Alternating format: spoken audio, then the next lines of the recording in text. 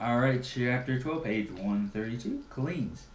The clean is like the hang clean, except instead of starting the eccentric phase from the thighs, the athlete starts with the weight on the floor, squats to it with his back straight and hips low, and uses the same explosive drive from the hips to bring the weight up the body through the concentric phase and into the catch. Shrugs.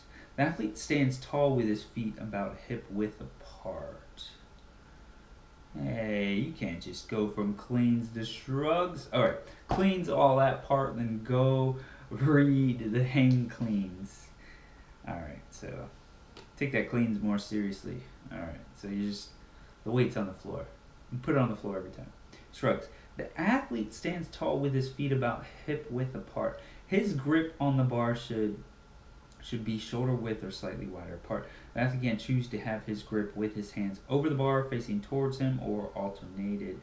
One hand over and one hand under. With the arms and back completely straight, the athlete shrugs the weight upward and back as high as he can using the muscles of his upper back. After pausing at the top for maximum muscle contraction, he then lowers the weight all the way down until it stretches the muscles he is working. That was shrugs. Okay, cool. Back squats. Place bar across upper back and not across the base of the neck. Hold bar firmly, making sure bar does not shift during exercise. Feet should be about shoulder width apart with toes pointing slightly outwards. Keep head facing forward and slightly upwards. Squat until thighs are at least parallel to the floor. Return back to starting position.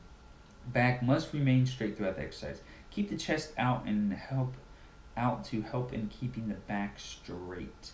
As the knees bend, the hips must also bend so the undue pressure will not be placed in the knees. Vertimax. The Vertimax is a platform-based piece of training equipment that usually uses a pulley system with a specifically engineered bungee system.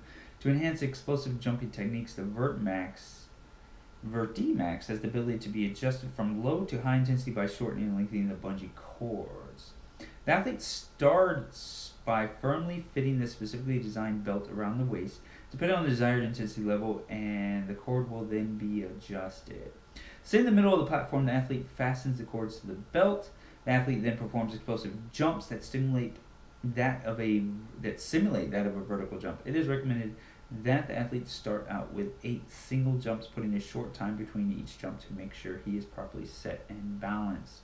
After the athlete is comfortable with the way the cord pull affects his jumping and landing, he will perform 8 consecutive explosive jumps per set. Coaching tips. The desired depth of starting point of each jump is the same depth that the athlete would use at a maximum depth while testing a vertical jump. Do not sacrifice depth for speed of jump. Upon landing, there should be no hesitation between landing in squatted position and starting the upward. Upon landing, there should be no hesitation between landing in the squatted position and starting the upward. Do not bend at the waist and back to get depth. Depth should be obtained in the hips, hip flexion. During the concentric phase, both hands should extend above the body and head should be tilted upward. This will help ensure that the hips are fully extended. I love it. I love it. Negatives with the Vertimax.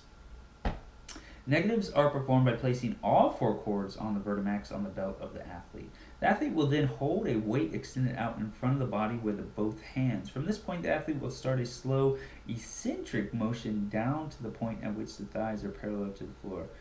This movement should take about 10 seconds to reach the point. The athlete then returns to his starting position in a slow 8 to 10 second concentric movement.